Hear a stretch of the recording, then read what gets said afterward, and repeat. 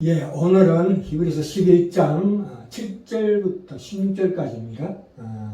히브리 11장 믿음장에서 아벨과 에녹의 뒤를 이어서 이제 또 다른 믿음의 선배들의 믿음의 여정을 살펴볼 건데요. 7절에 나오는 노아는 다음 시간에 하기로 하고요. 7절부터 16절 말씀의 핵심은 39절에 나옵니다. 39절.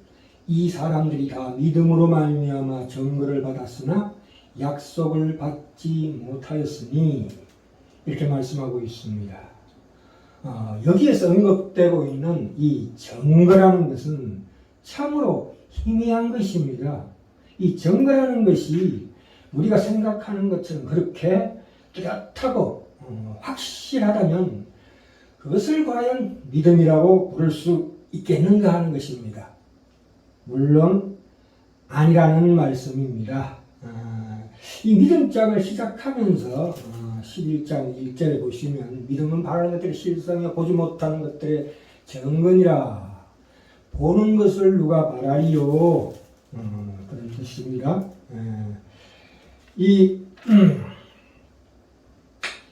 믿음은 어렴풋한 희미한 증거만으로도 만족할 수 있는 것입니다. 믿음에는 결정적인 증거가 없습니다, 사실은. 노아 같은 경우에 그 방주, 홍수 같은 것도 이 과학적 증거를 기본으로 해서도 믿음의 출발은 일단 가능합니다만은 그렇다고 해서 그것으로만 믿음은 충족되지 않습니다. 믿음의 선택도 또한 역시 믿음이다. 내가 믿겠다. 그럼에도 불구하고 내가 믿겠다는 믿음의 선택도 역시 믿음이다 이 뜻입니다. 믿음의 선택도 역시 믿음이다. 그렇죠. 이 믿음의 비약이란 말이 이 비약이란 말은 날 빗자에 뜰 약자를 쓰고 있습니다.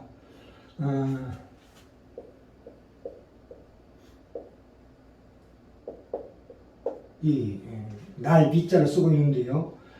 높이 날다가 떨어지고 올라가다가 지는 그런 것들, 그러니까 상승과 하강을 얘기하고 있습니다. 어떤 논리나 사고방식의 어떤 차례나 단계를 거치지 않고 갑자기 뛰어오른다 그런 뜻입니다. 이 믿음의 비약이 없으면 이 비약이 없으면 하나님의 영적인 세계로 들어서지 못합니다. 그러니까 믿음의 증거가 너무나 불충분하고 애매한데도 불구하고 믿어야 하겠다는 선택 자체도 역시 믿음이다 이 말씀입니다. 우리가 하나님의 존재가 너무나 희미하고 애매합니다. 우리가 큰 병에 걸렸을 때 그 마음속에 다가오는 그 죽음의 그림자, 그런 것들은 사탄과 악한 영들이 우리에게 주는 마음이거든요. 이제 그것을 뛰어넘으려면 하나님과 하나님의 말씀의 증거는 우리 이성으로는 절대 명료하지가 않다 이 뜻입니다. 그러니까 나의 이성으로 하나님과 하나님의 말씀이 뚜렷한 증거를 가져오기를 바라는 것, 그것을 바라지만 그것을 부정하는 것도 이 이성의 가장 큰 복된 작용이다 이 뜻입니다. 좀 말이 어려운데요. 이 성경의 하나님은 숨어 계신 하나님이십니다. 이사야서 45장 15절에 구원자 이스라엘의 왕 하나님이여 진실로 주는 스스로 숨으신 하나님이십니다. 이렇게 말씀하고 있습니다. 성경에서는 우리가 이 과학이나 자연을 동원해서 하나님을 입증하려 하지 않는다는 것을 우리는 주목해야 합니다.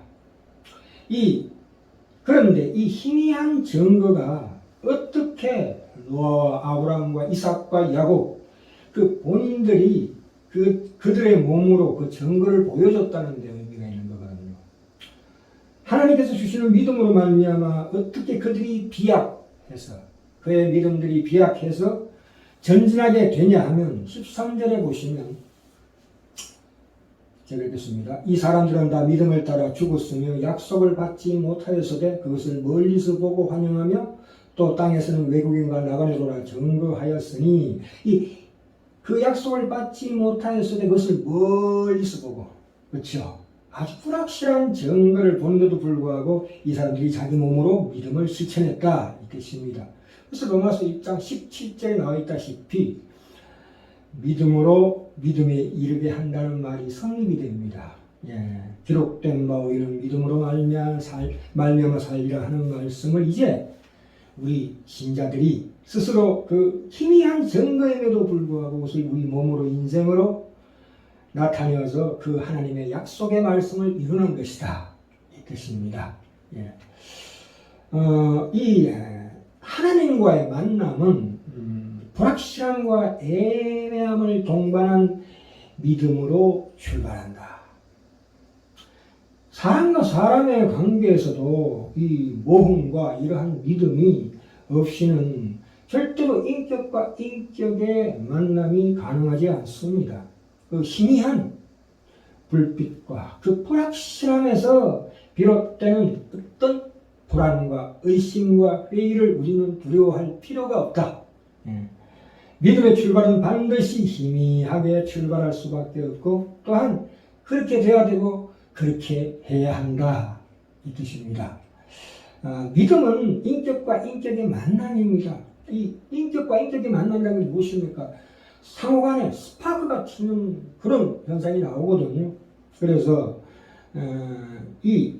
우리 마음속에 일어나는 여러 가지 상승과 하강 또 골짜기와 봉우리 그 다이나믹하고 역동적인 그런 관계가 형성이 됩니다. 서로가 서로에게 배신을 때리기도 하고요. 서로가 서로에게 또한 충성을 다짐하기도 하고 그 결과로서 다가오는 여러 가지 좌절과 그 희망을 동시에 파도같이 우리에게 밀어닥치는 경우가 너무나 많습니다. 믿음에는 많은 부분에서 어떤 합리성이나 논리와 이성의 영역이 있으나 믿음은 그것에서 머물지 않고 더 앞으로 비약하면 획기적인 결단으로 나아갑니다. 비약이라는 것이 그렇죠. 확실치 않음에도 불구하고 믿음으로 건너간 것을 말합니다. 획기적이고 모험적인 결단이 따라오게 됩니다. 인간의 삶이라는 것은 참으로 아버지 바쁘지요. 세상의 돈이나 물질이나 명성 이런 것들에 집중하는 바람에 우리 영혼 안에 하나님을 향한 그 공간이 한 뼘도 없다는 사실이에요.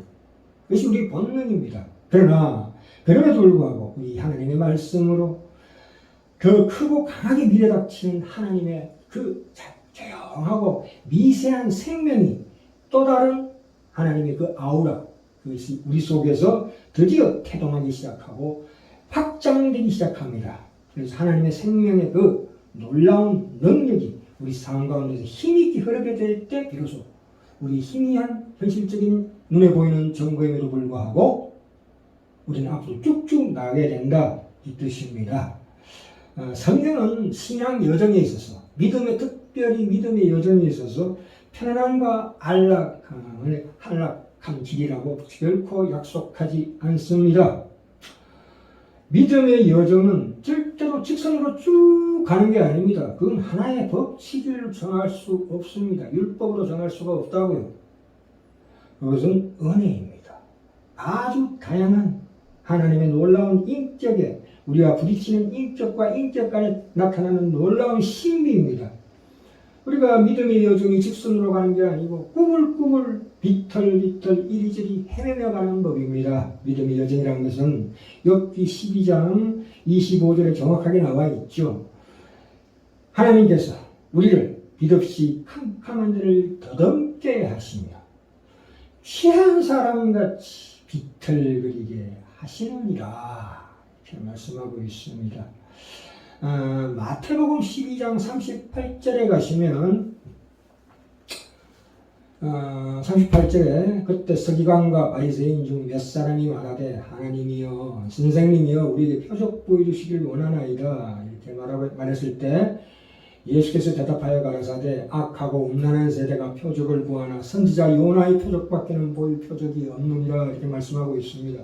인간은 어떤 불확실한 세계를 인정하기 싫어하고 불확실한 것을 제거하기를 원합니다. 그래서 표적을 보여달라고 얘기하고 있습니다. 우리가 표적을 아무리 보여줬다 할지라도 우리 그 욕망, 더러운 음란한 욕망은 채워지지 않습니다. 이 우리 속에 있는 갈망, 그 하나님만이 채울 수 있는 우리 영혼 속에 있는 빈 공간이 있다 이겁니다. 그것은 세상의 어떤 것으로도 채울 수가 없다. 오직 하나님 당신으로만 채울 수 있는 그 영역이 있다 이겁니다. 그분만이 채울 수 있는 우리 마음 깊은 영혼의 공허함, 그것이 바로 인간의 조건입니다. 참 인간의 조건이요 참 인간의 현상입니다. 우리가 기쁨을 추구하죠. 그러나 언제나 진정한 기쁨이라는 것은 기쁨의 근원이신 하나님이 채우시는 그 우리 영혼의 빈 공간을 채우시는 과정 중에서 그 과정이 내어놓는 어떤 향기일 수 있다 이 뜻입니다. 그러니까 그 과정 중에서 하나님께서 우리의 빈 공간을 채우시는 그 과정 중에서 설명 불가능한, 이해 불가능한 어떤 비약이 있고 신비가 있다 이 뜻입니다.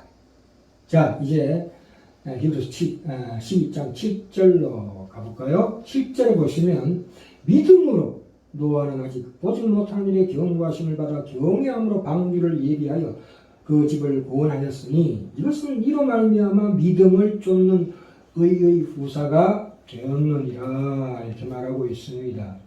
여기서 의라는 것은 무슨 뜻이냐면 하나님의 성품, 하나님이 기뻐하시는 것에 동참하는 것을 얘기합니다. 하나님이 원하시는 거에 내가 기꺼이 동참하는 것이 의입니다. 의. 그러니까 이걸 다른 말로 하자면 의롭다를 받는다. 그렇죠. 또한 그걸 다른 말로 하자면 구원을 받는다 라는 말도 되고 하나님의 자녀가 되었다 라는 말도 됩니다. 이 같은 내용을 다르게 표현하는 것입니다. 하나님이 인정하시는 그 자리에 들어와서 하나님의 소속이 되었다는 뜻입니다. 그것은 무슨 얘기입니까? 로마서 4장 17절에 죽은 자를 살리시며 없는 것을 있는 것 같이 부르시는 그 희미한 증거임에 불구하고 그것을 확실하게 부르시는 하나님, 창조주요 우리 모든 존재의 주인이신 하나님을 믿는 거다 이 말이에요. 하나님의 그 약속을 믿는 것이라. 믿음이란 결국 하나님이 누구신가? 그분에게 항복하고 순종하고 행동하는 우리의 책임 있는 신앙으로 나타날 수밖에 없다. 노아의 생애에서 그런 걸 볼 수 있는데요. 그것이 바로 믿음의 당연한 결과이다. 비록 출발은 희미했지만 그 결과는 뚜렷하게 하나님의 약속으로 다가올 수 있다 이 뜻입니다. 우리가 믿음이라는 것을 나의 소원을 이루는 방법이거나 내게 닥친 난관을 해소시키는 방법으로서 결코 1차적으로는 등장할 수 없다 이 뜻입니다. 물론 우리가 하나님께 일상생활에 필요한 것을 요구할 수 있지만 그것이 본질이 되어서는 안 된다 이겁니다. 자, 8절에 볼까요? 자, 믿음으로 노아는 아직 보지 못한 일에 경고하심을 받아 노아의 방주를 지었고 하나님의 말씀하신 걸 예비하셨다고 그랬죠. 8절에 보시면 믿음으로 아브라함은 뭐요? 고향에서 장래 기업으로 받을 땅에 나갈새 갈 바를 알지 못하고 나갔으며 이렇게 말씀하고 있습니다. 자, 13절에 볼까요? 13절에 이 사람들은 다 믿음을 따라 죽었으며 약속을 받지 못하였으니 그것들을 멀리서 보고 환영하며 또 땅에서는 외국인과 나그네로라 증거하였으니 이렇게 말. 땅에서는 외국인과 나그네로라 증거하였으니 라는 말은 뭐냐면 이 아브라함이 갈대아우르 고향을 떠나서 불구하고 다시 고향에 갈 수 있었는데도 불구하고 그렇죠.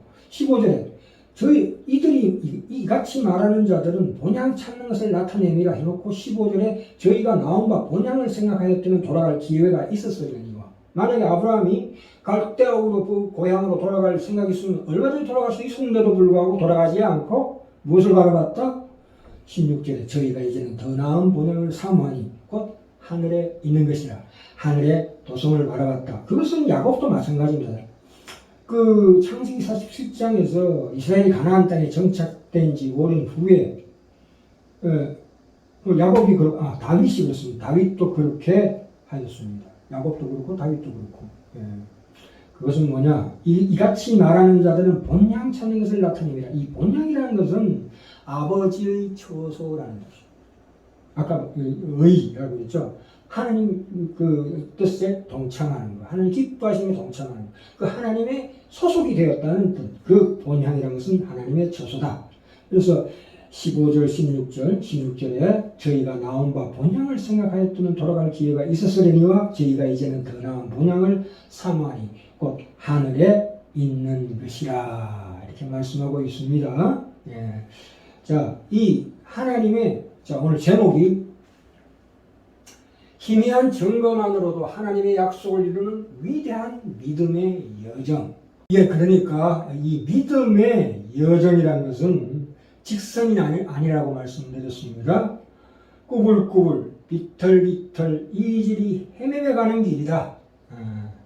그러니까 인간이 피하고 싶어 하는 어떤 위험이나 핍박 같은 것들, 이것을 우리가 그 모든 영역, 인간이 피하고 싶어하는 그 모든 영역을 반드시 섭렵해야, 우리 몸으로 섭렵해야 비로소 하나님의 동역자, 사랑과 하나님을 이어주는 우리의 최고의 본분, 제사장으로서 설 수 있다는 말씀입니다.